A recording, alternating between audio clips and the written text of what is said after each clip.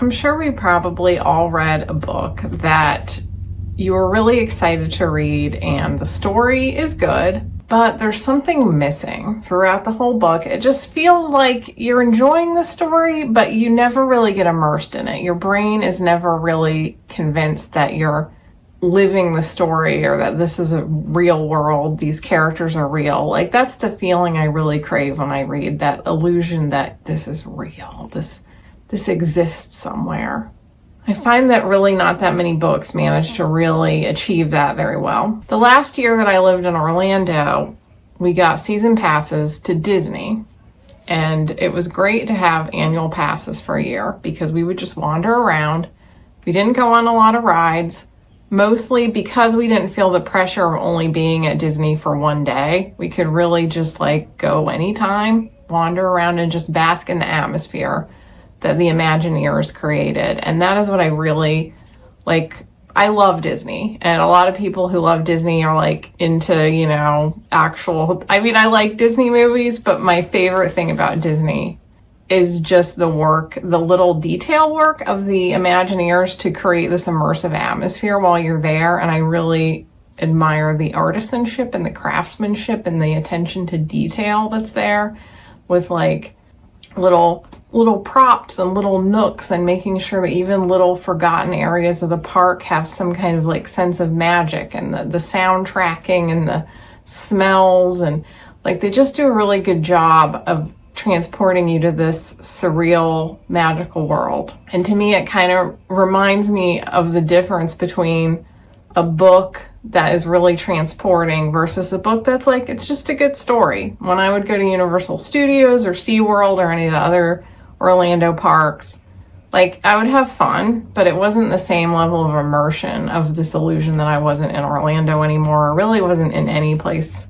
that seemed like it could really even exist. No, I haven't been to any of these parks in a while. I don't know what Universal is like now, but at least at the time, this was almost 20 years ago at this point. And that's kind of what I really want in a book, both as a writer and a reader. I want to transport the reader into an illusion that everything is real. And when I'm reading, I want to feel the same way. Now, it does depend on the book. There are some books that don't need that level of immersion, it would just be distracting. So it does kind of depend on what your goal is as a storyteller. But even in a simpler story that's not, we're not obviously in a high fantasy, you really want that feeling if you can. But even in a little smaller scale story, I love that feeling I really believe this is real. So I've been thinking for a while, what are some of the things that I think as authors we just forget to add into books? But if you think about it and you do add them, it really lends a level of immersion. Now, you might not want to add all of them in one book because you can also go too deep. Then you're in the too much world building problem, or just bogging the reader down with too many details. It becomes indulgent.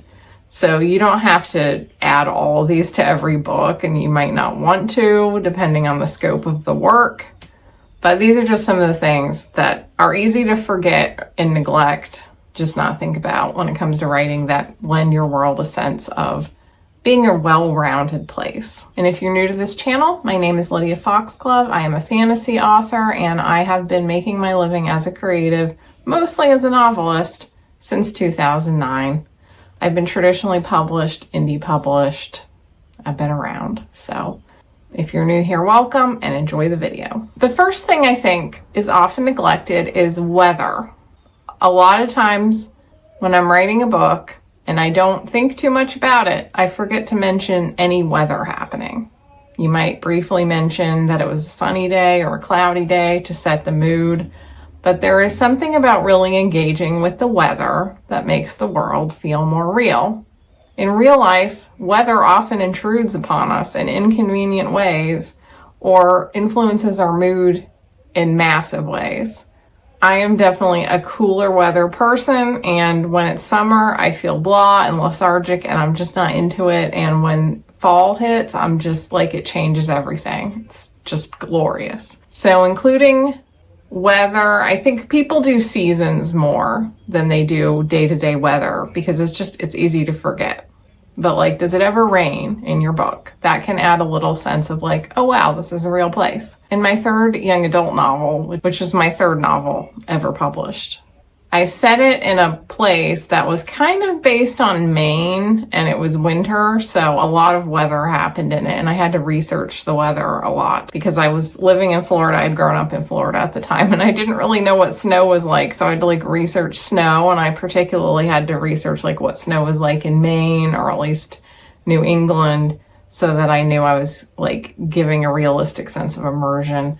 So there's fog, there's snow, there's cold, there's quite a few inconvenient rains in the Hidden Lands books, actually. And I think that just adds a little sense of like, this is real. Because, you know, rain, if you're leaving the house, rain is almost always inconvenient. It adds a little bit to the plot, but it also makes it feel like this place has an actual climate. Number 2, extended family. A lot of times when we're working out our characters, we remember to give them parents. Maybe they have a beloved sibling, maybe they have a beloved grandparent, maybe they have a mean aunt. But you know, it's usually fairly limited. A lot of times I don't give my fictional characters like a big family because that can be a lot to manage. However, giving an occasional character a large family, that you don't need to get into every member of the large family. They don't all need to be pivotal characters. It's kind of like maybe their parents and one of their siblings are like actual characters, and then the rest of the family is just kind of a character in and of itself. Not so much individuals, but just the fact that they have this family is just a plot point in, or something that influences their character. If you've been watching this channel for a while, you know one of my favorite authors is Ella Montgomery, and I think she does such a good job of incorporating family into her books. She herself had a large family, which she obviously drew on, and just the relatives just kind of flitter in and out of the book and just lend a sense of atmosphere and like scope to the world that like the main characters always have to deal with. Family members, aunts, uncles, annoying, meddling, lovable, whatever. There's a range in a lot of her books. They've all got something to say, but they all might not necessarily be like a full-on character.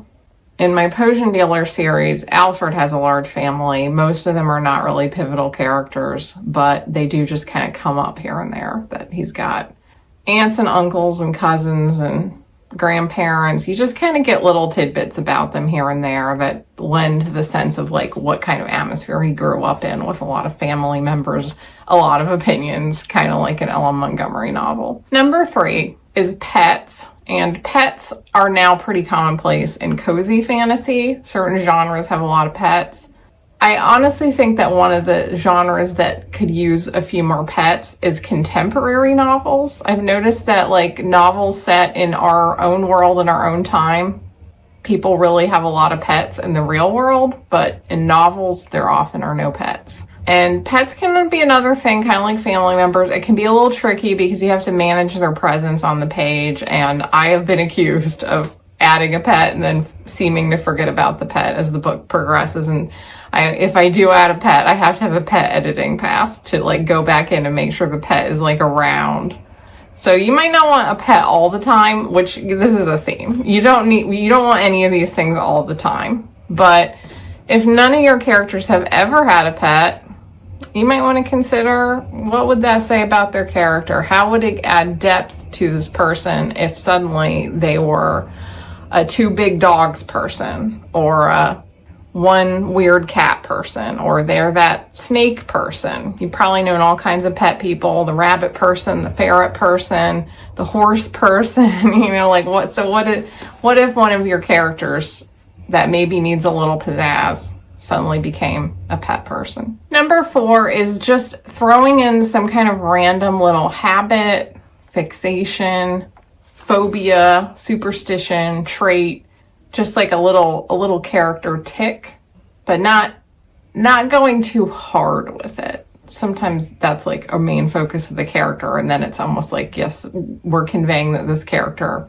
has some kind of mental illness adjacent sort of tick, But I'm talking just little character details that just kind of lend a sense, because, we all have weird little things. I have so many weird little things that you could know me for 2 years and never know that I have this weird little thing. And then one day it comes up and I'm like, oh, by the way, I have a phobia of mayonnaise, kind of. If I know my characters well, they have things like this. It's kind of one of those, which comes first, the chicken or the egg? Does the character come first and you think through what their little weirdnesses might be, or do they just come up organically as you're writing about them in depth, and then the sense of reality happens simply by spending a lot of time with the character? I think it's a little bit of both. You don't want to just impose something that you just randomly decided, and it ends up not feeling authentic to the character because you don't really know them yet. But like when I started writing the Cursed Soul trilogy, I didn't really know the characters of Velsa and Grau. They were just created in the moment when inspiration struck. And then they kind of ended up having those little quirks as the book went on. Like Velsa really doesn't like bugs. Grau really likes his native cuisine and he's a little tiny bit of a picky eater. Like, he'll eat whatever, but he always kind of wants to default to just like rice and eggs. In the potion dealers, George is always eating chocolate-covered hazelnuts, which he buys in huge bags. Occasionally this just comes up, just not as a particularly important character thing, but just George has got the chocolate-covered hazelnuts all the time. If you want a chocolate-covered hazelnut, hit him up. Number 5, hobbies. And one thing that can be interesting, and I think the first time this really popped up with the character was when I was writing Alfred, and he talked about having an obsession with the weather when he was a kid. Now, as an adult, he's no longer obsessed with the weather, but he still, as a result, knows like stuff about the weather. So speaking of the weather, Alfred often is like listening to a weather report or just like mentioning the weather.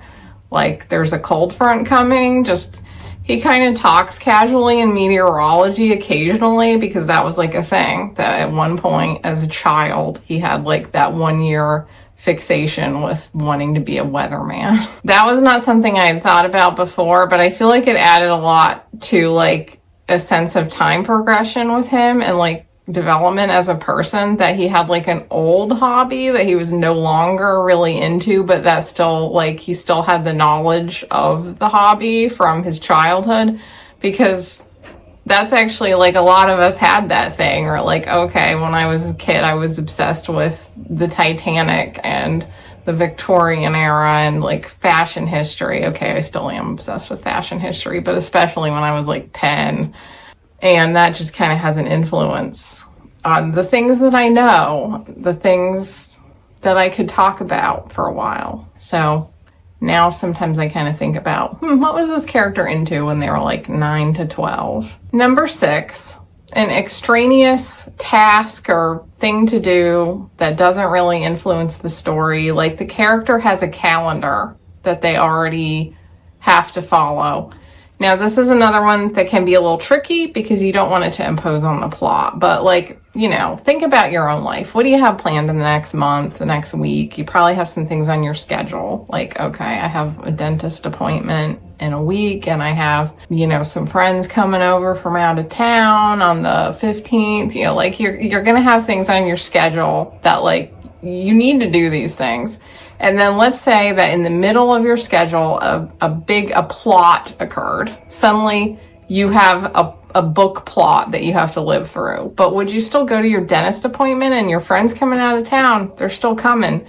So sometimes it adds a sense of like realism if the character has some things that they need to do when the plot breaks out that don't have anything to do with anything, but just like this character has a life outside of the plot they still have to worry about. That was another one that I used in the Potion Dealers, where Alfred, he's already engaged to Thessia and he starts to fall for Livonia. The thing with Thessia is an arranged marriage, but this Livonia storyline just kind of like busts into his life and messes with all of his plans and feelings. But in the middle of the book, he's like, I have to go to Thessia's university choir performance tonight, and he does. And since he's gone, Livonia and George are alone, and they have a fun little conversation and get a little closer. And it also says a lot about Alfred that this even came up, that he seems a little indifferent to having to go to this thing. You can tell he just does not really love Thessia. He doesn't have romantic feelings toward her, just in the way he talks about, like, I gotta go do this thing. But at the same time, there's a sense of, like, Alfred's very loyal to his friends. So even though he doesn't really want to go and he doesn't have to go, he still goes. And I think sometimes having a little thing like that, it adds a lot of character to the book. And this is the kind of thing that I don't think that readers necessarily really think about in depth. I doubt anyone reading The Potion Dealers, like, analyzed this moment and thought through, like, this says a lot about Alfred, and this is interesting because now Livonia and George have to interact, and now their characters are developing. And, you know, like, the readers maybe don't think about the fact that most books don't have incidents like this, but I think it does give a subconscious impression that the world is real just because the character has a life going on throughout the book. And there's kind of a theme here that if you remember, like, if you're immersed enough while writing that you are kind of like, oh, it's raining, and the character has a dentist appointment, and they were into the weather when they were 12, and they have a pet for some reason. Like, if you're that immersed that you start thinking of things like that, then the reader also will just kind of pick up on that level of immersion. Number 7, holidays and birthdays. If you've ever tried to tell a long story that spans multiple years, or if you've been doing a lot of stories in the same world as I have, one thing that you will have to think about, or at least you should think about, is that the characters have holidays to celebrate and birthdays, and that in our lives, the rhythm of the holiday calendar actually has a lot of bearing on our lives. When you get into the holiday season, you know, the actual holidays are only a few days, but they influence a lot of what happens throughout October, November, December. You got some summer holidays thrown in there. You know, there's various moments, and funny enough, anime and manga is really good about this. There's always, like, the holidays in anime and manga. Like, it's kind of part of the trope, like, oh, they're going to celebrate Christmas, they're going to celebrate New Year's, there's the school festival, there's kind of like rhythms of the year in a lot of especially school manga, and I really appreciate that because it gives you a sense of continuity across all manga, which is kind of cool, and I really like the, like, holiday episode. But it's also easy to forget that in your own books. So I really had to sit down, honestly, with the Hidden Lands and think, like, what are the important holidays that they're going to celebrate? Because I'm going to be writing about these characters in multiple books, and what holidays are going to, like, interrupt their lives. And also, when are their birthdays? I'm not always going to write about their birthday, and in some cultures, you might not really celebrate the birthday anyway, but they do care about birthdays.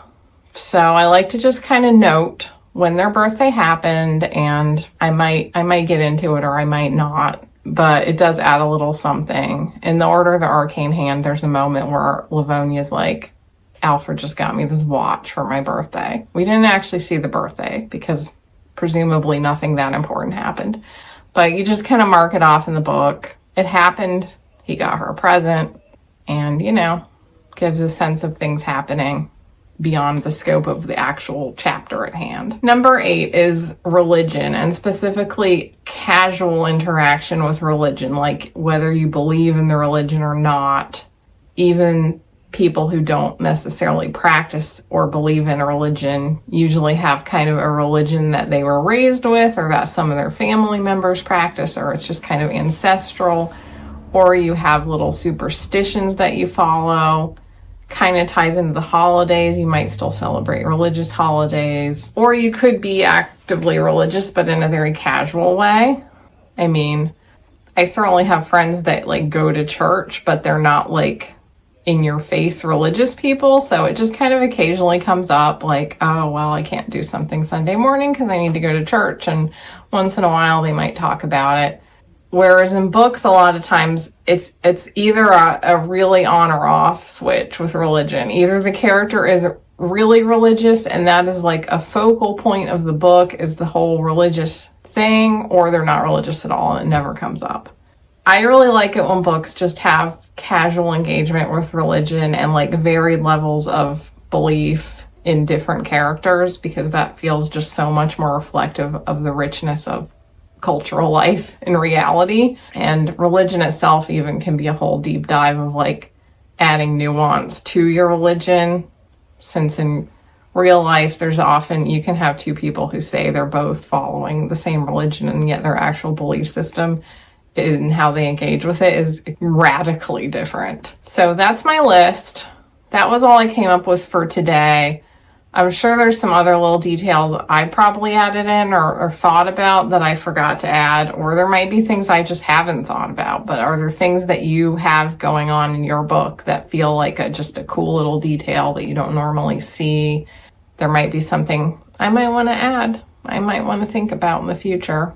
Let me know. And again, this wouldn't work for every type of story. And with some books, maybe you just want to add a little detail with just like one thing. But not every book is going to be like this really immersive story where you want this level of detail. But it is, to me, so nice when you do come across a book that has this much depth to it. And I often find myself craving stories that just have a little more of that sense of immersion. So I wanted to try to make a list of things and, something to talk about. That's what we do here. Just kind of discuss various aspects of the craft. So if you enjoyed this, don't forget to give me a like, subscribe if you're new. On this channel, I talk about the creative life in general, the psychological, financial, emotional aspects, as well as the writing life in particular, like craft and marketing and stuff like that. If you'd like more from me, members get 2 bonus videos per month voted on by you guys, and you can access my memberships through Substack, Patreon, or YouTube memberships. I have quite a backlog of videos for you to watch there if you'd like to get some more deep dive stuff that I don't always put on YouTube. You also get access to my Discord server where we talk about writing and other stuff all day long. If you'd like to read any of my books, the Hidden Lands books are the ones I always recommend first, and they are definitely the most immersive, but I have a number of books available with a link in the description. I post every Wednesday and Sunday at 8 p.m. usually. And thank you so much for being here, and I'll see you next time. Bye!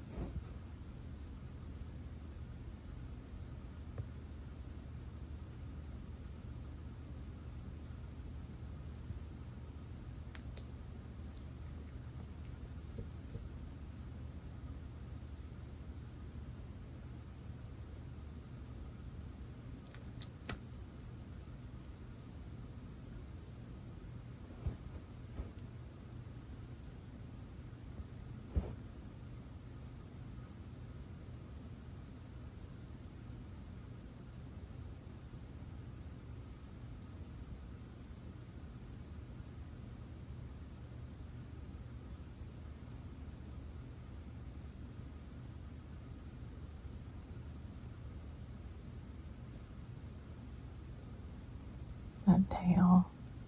Yeah, you just got your tail going. Yeah.